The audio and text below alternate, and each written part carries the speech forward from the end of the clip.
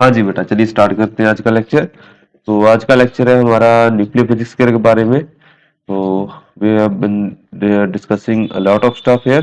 तो आज हम बात करेंगे पॉजिट्रॉनियम पॉजिट्रॉनियम के बारे में, बिकॉज जो क्वेश्चन आ रखा है दैट इज अबाउट पॉजिट्रॉनियम। तो उसके एनर्जी लेवल हो सकते हैं या उसका जो किसी भी ऑर्बिटल में अगर आपको पूछ लिया जाता है कितने गामा फोटॉन्स निकलेंगे, बिकॉज पॉजिट्रॉनियम एक अनस्टेबल पार्टिकल है। तो वो क्या होगा, पॉजिट्रॉनियम जब डिके करेगा तो कितने फोटोन निकलेंगे निकलेंगे या ऐसा कुछ क्या हो सकता है उसके कॉरेस्पॉन्डिंग। तो जितना भी कॉरेस्पॉन्डिंग स्टफ हम डिस्कस कर सकते हैं, जो भी इसकी रेलेवेंट फिजिक्स होगी वो हम डिस्कस करने की बात करेंगे बेटा। तो शुरू करते हैं बेटा। तो पॉजिट्रॉनियम होता है, क्वेश्चन क्या है, positronium is a bound state of electron and positron. पहले ही बता दिया गया है कि पॉजिट्रॉनियम क्या क्या होता है कि एक इलेक्ट्रॉन एंड पॉजिट्रॉन की एक बाउंड स्टेट होती है, इसको हम पॉजिट्रॉनियम बोलते हैं, P of S. To consider only the state of zero orbital angular momentum, मतलब L is equal to zero को हमने कंसीडर करना है। We have to find out the most probable decay product of any such state of positronium with this spin zero. मतलब अगर जब ये positron decay करेगा जो L is equal to zero वाली स्टेट में है, तो उसमें से हमारे पास सिंगलेट होना चाहिए, मतलब अगर स्पिन बनती है तो एंटी पैरेलल होगी, ठीक है जी। तो उस केस में हमारे पास कितने फोटोन निकलेंगे, 0 फोटोन, 1 फोटोन, 2 फोटोन, या फिर it's decay is not feasible by the law of conservation of angular momentum. तो पहले बता देता हूँ बेटा, ऑप्शन नंबर हमारी सी आएगी यहाँ पे, बिकॉज 2 फोटोन निकलेंगे, ठीक है जी। तो चलिए इसको डिस्कस करने की कोशिश करते हैं कि पॉजिट्रॉनियम क्या है और कैसे इसको हैंडल किया जाता है। तो काफी सारे न्यूमेरिकल या क्वेश्चनिंग ऐसे क्वेश्चंस के रिगार्डिंग हो जाती है कि पॉजिट्रॉनियम के रिगार्डिंग आपको न्यूमेरिकल्स आ जाते हैं। तो पॉजिट्रॉनियम क्या है, it is A system consisting of electron and it's anti particle, that is A positron. तो जैसे मैंने पहले बता दिया, एक इलेक्ट्रॉन है आपके पास और एक पॉजिट्रॉन है। जैसे हाइड्रोजन एटम की बात करते हैं तो हाइड्रोजन एटम में क्या होता है बेटा, सेंट्रल न्यूक्लियस में हमारे पास प्रोटॉन होता है और उसके अराउंड क्या होता है बेटा, एक इलेक्ट्रॉन जो है वो रिवॉल्व कर रहा होता है। तो सेंटर में हमारे पास क्या है, रादर देन प्रॉपर न्यूक्लियस, हमारे पास सिर्फ एक ही प्रोटॉन होता है जिसके अराउंड जो है वो इलेक्ट्रॉन घूमता है। सो इट इज सेंटर में प्रोटॉन है और आउटसाइड में इलेक्ट्रॉन है। तो प्रोटॉन एंड इलेक्ट्रॉन सिस्टम जो है वो यहाँ पे होल्ड करता है हाइड्रोजन में। तो हाइड्रोजन को लिखना हो तो आप ऐसे भी लिख सकते हो। तो पॉजिट्रोनियम में हम क्या कर सकते हैं, पॉजिट्रोनियम में इलेक्ट्रॉन एंड उसका जो एंटी पार्टिकल है पॉजिट्रॉन, उन दोनों का एक कंबाइंड सिस्टम है जो एक बाउंड स्टेट बनाई गई है। That is it is unstable particle, लेकिन जो उसकी बाउंड स्टेट है उसको हम एटॉमिक फॉर्म में लिखते हैं। तो that is A positronium. This system orbit around their common centre of mass. तो अब ये जहाँ पे एक चीज अलग हो जाती है हाइड्रोजन एटम से, कि हाइड्रोजन एटम में जो प्रोटॉन है वो सेंट्रल न्यूक्लियस में लाई करता है और इलेक्ट्रॉन जो है आउटर ऑर्बिट में लाई करता है, जैसे हमने अब यहाँ पे लिखा हुआ है। लेकिन जो इलेक्ट्रॉन एंड पॉजिट्रॉन का सिस्टम है वो अलग होता है बेटा। उसमें क्या होता है कि इलेक्ट्रॉन एंड पॉजिट्रॉन का मास सिमिलर है, तो यहाँ पे सेंट्रल न्यूक्लियस कुछ नहीं होगा and it will be the system will be revolving around a common centre of mass. तो इलेक्ट्रॉन एंड पॉजिट्रॉन का मास सिमिलर है, तो उनके कॉरेस्पॉन्डिंग जो सिस्टम बनेगा it will B revolving around the centre of mass.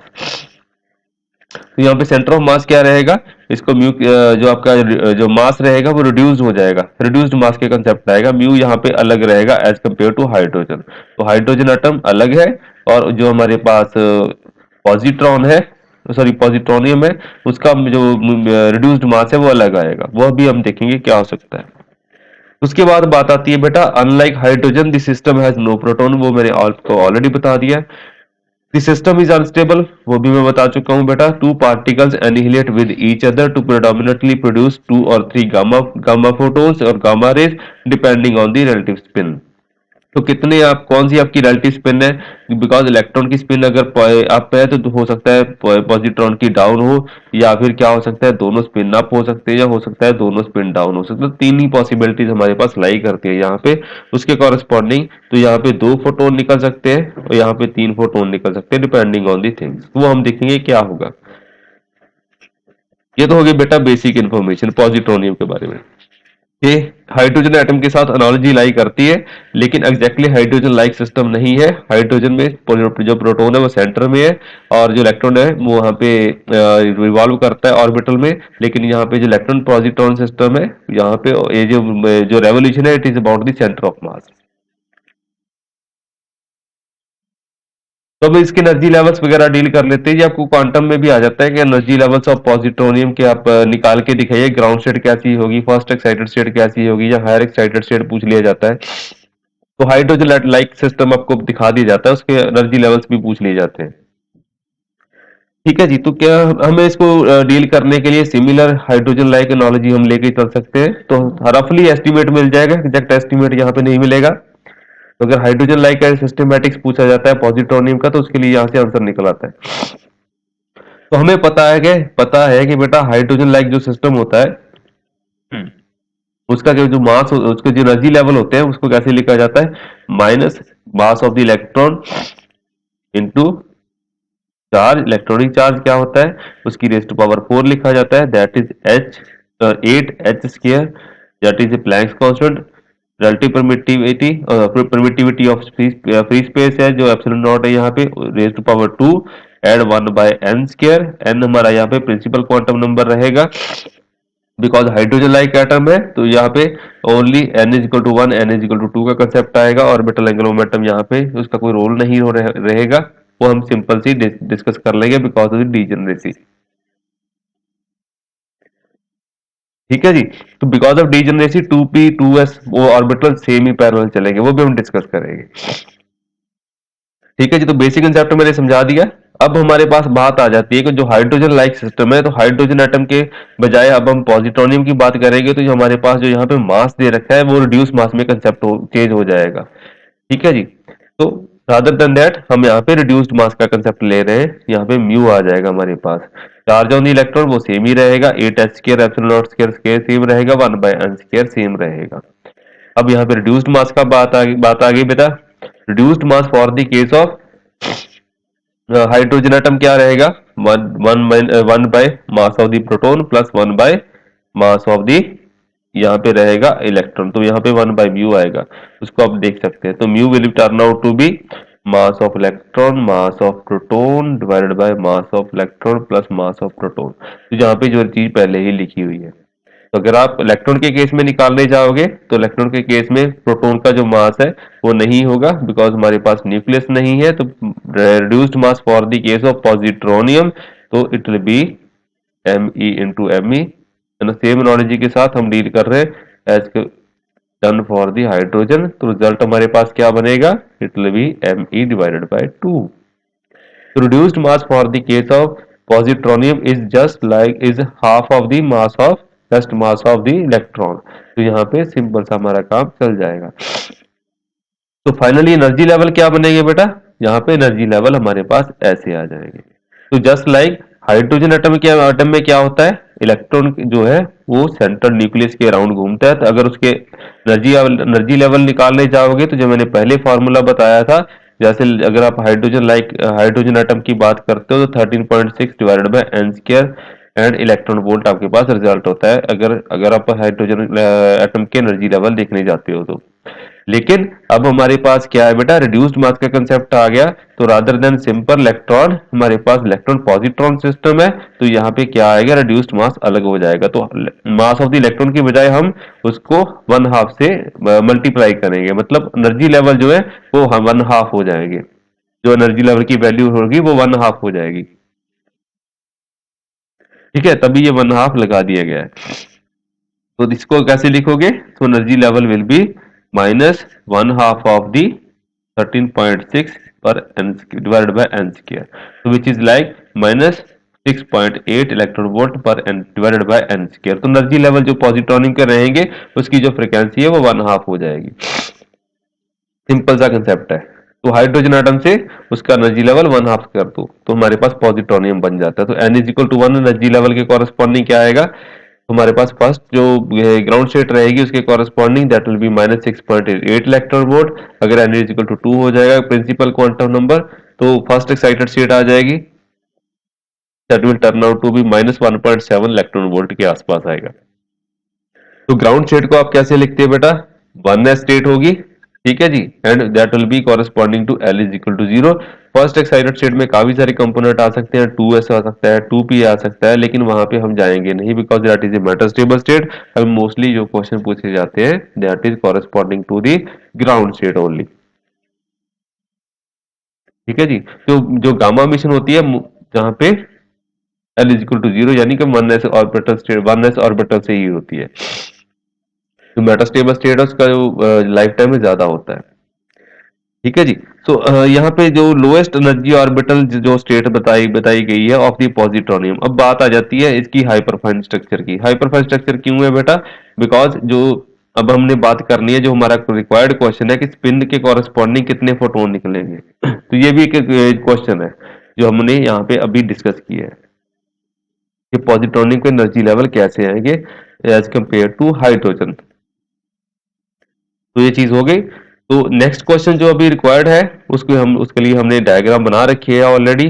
तो जो लोएस्ट एनर्जी स्टेट है it is for the case of one S only. तो सिर्फ वन एस ऑर्बिटल की हम बात कर रहे हैं जिसमें L is equal to zero, जो ग्राउंड स्टेट की बात होती है। तो lowest energy state orbital of the positronium is one S, जो हमने देखा है। एंड लाइक विद हाइड्रोजन, जैसे हमने हाइड्रोजन के केस में देखा है, it has got a hyperfine structure.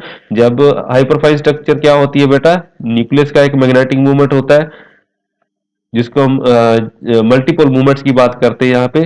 तो न्यूक्लियस का जो मल्टीपल मूवमेंट्स होते हैं, जब वो इलेक्ट्रॉनिक मल्टीपल मूवमेंट से इंटरेक्ट करते हो, that gives rise to your hyperfine structure. तो यहाँ पे सिंगलेट ट्रिपलेट शेड्स बनती है हमारे पास। तो वो वाला काम हम यहाँ पे करेंगे। Because of the hyperfine interactions हमारे पास उसके वेरियस कंपोनेंट बनेंगे सिंगलेट एंड ट्रिपलेट स्टेट्स के कॉरस्पॉन्डिंग। तो अब हम बात आ जाती है हमारे पास इलेक्ट्रॉन एंड पॉजिट्रॉन सिस्टम है। तो इलेक्ट्रॉन की स्पिन क्या हो सकती है एंड पॉजिट्रॉन की स्पिन क्या हो सकती है? तो पहला केस आ जाता है बेटा, दोनों की स्पिन एंटी पैरेलल है। अगर एंटी पैरेलल है तो रिजल्टेंट स्पिन क्या बनेगी? Spin angular momentum that will turn out to be zero. And जो उसके कॉरेस्पॉन्डिंग में क्वांटम नंबर बनेगा that will also turn out to be zero. So M of S it will also be equal to zero. तो यही चीज state को कैसे लिखा गया है? It is zero and zero. ठीक है जी। तो ये चीज यहाँ पे लिखी हुई है। एंड स्टेट का जो लाइफ टाइम है दैट इज 125 पिको सेकंड के आसपास होता है बेटा। वो चीज नोट डाउन कर लेना। हो सकता है ये फिगर थोड़ा सा गलत भी हो, 125 नैनो सेकंड भी हो सकता है। एक बार चेक कर लेना बेटा, बिकॉज ये विकिपीडिया से लिया गया है। हो सकता है इसमें कुछ एरर भी हो। I have little bit of doubt. तो इसके बाद बात आती है बेटा सिंगलेट स्टेट के बाद हमारे पास बात आ जाती है ट्रिपलेट स्टेट की। तो ट्रिपलेट स्टेट में क्या हो सकता है? ट्रिपलेट स्टेट की जैसे हम बात करते हैं कि इलेक्ट्रॉन की अगर स्पिन पैरेलल अपवर्ड साइड को है, अगर तो जो इसकी कॉरेस्पॉन्डिंग पॉजिट्रॉन की स्टेट की भी अपवर्ड होगी, मतलब दोनों की स्पिन अगर पैरेलल हो जाती है, हो सकता है दोनों ही डाउनवर्ड हो जाए, तो दोनों में से कोई भी स्टेट की पॉसिबिलिटी हो जाती है। ठीक है जी। तो इसके कॉरेस्पॉन्डिंग एम ऑफ एस क्या आ जाएगा? तो ये हमारे पास ये पॉसिबिलिटीज बन जाती है one and one, one and zero, one and minus one. तो तीन तरह के कॉम्बिनेशन यहाँ पे दिखाए गए। यहाँ पे लिखा दो ही है लेकिन तीन कॉम्बिनेशन होंगे बेटा। तो जो ग्राउंड स्टेट है, जो सिंगुलर स्टेट है, उसको पैरा पॉजिट्रोनियम स्टेट बोला जाता है, स्पिन जीरो, और पैरा पॉजिट्रोनियम स्टेट बोला जाता है। तो ये चीज याद रखिए, पैरा पॉजिट्रोनियम कौन सा होता है? जिसमें सिंगुलर स्टेट बनती है। और जो आपके पास ऑर्थो कौन सा होता है? जिसमें स्पिन वन मतलब ट्रिपलेट स्टेट बनती है। तो ऑर्थो ट्रिपलेट होता है बेटा। जैसे पैरा हीलियम ऑर्थो हीलियम का कंसेप्ट आता है, वैसे ही आपके पास positronium para and positronium ortho states का डिस्कशन भी साइमल्टेनियसली साइड बाय साइड होता है। ठीक है जी। तो तीन तरह की स्टेट्स आपके पास, दो तरह की स्टेट्स आपके पास आ गई। एक आपके पास पैरा पॉजिट्रोनियम स्टेट्स आ गई, एक आपके पास ऑर्थो पॉजिट्रोनियम स्टेट्स आ गई। अब बात आ जाती है जो हमने रिक्वायर्ड क्वेश्चन के कॉरेस्पॉन्डिंग डिस्कशन करना है कि कितने फोटोन निकलेंगे। तो इसमें थंब रूल याद रख लीजिए बेटा। इसमें सिर्फ इतना डिस्कस करना है कि जो आपके पास पैरा पॉजिट्रोनियम स्टेट है उसके कॉरेस्पॉन्डिंग दो गामा बाहर निकलते हैं। अगर आपके पास ट्रिपलेट स्टेट आ जाती है तो वहां पे तीन गामा निकलते हैं। ठीक है जी। तो ये चीज आप मेनली डिस्कस कर सकते हैं। मोस्ट प्रोबेबल डिके कौन सा होगा बेटा? टू गामा वाला, बिकॉज इसकी एनर्जी जो है वो कम रहेगी as compared to triplet state. ठीक है जी। तो इसको हम यहाँ पे डिस्कस कर सकते हैं। तो हमारा जो रिक्वायर्ड क्वेश्चन है उसके कॉरेस्पॉन्डिंग यही डिफरेंस बनता है। तो हमारा क्वेश्चन क्या था? हमारा क्वेश्चन था कि हमारे पास अगर सिंगलेट स्टेट से डिके हो रहा है तो उसमें से कितने फोटोन निकलेंगे। तो दोबारा स्टेटमेंट रीड कर लेते हैं। बिकॉज हमने अभी काफी डिस्कस कर लिया है। So positronium is a bound state of electron and positron, ठीक है, it is a bound state considering only the state of zero orbital angular momentum L is equal to 0. The most probable decay product of any such state of positronium with zero spin और singlet state, जिसको हम singlet state भी बोलते हैं, जिसको हम ground state का नाम दे रहे हैं यहाँ पे, ठीक है जी, S is equal to 0 state। इसमें से कितने फोटोन निकलेंगे, मतलब कौन सा डिके होगा, it will be 0 photon decay, 1 photon decay, 2 photon decay, और its decay is not feasible under the law of conservation of angular momentum. तो हमारे पास रिजल्ट क्या बनेगा बेटा, इट विल बी 2 फोटोन, ठीक है। तो हमारे पास जब पॉजिट्रॉन डिके करेगा it will B gamma plus gamma decay. तो हमारे पास ये जो ऑप्शन नंबर सी है, तो हमारे पास ये ऑप्शन करेक्ट हो जाती है, ठीक है बेटा। So thank you very much, ऐसे ही क्वेश्चन मैं लेके आता रहूंगा। सी यू नेक्स्ट टाइम।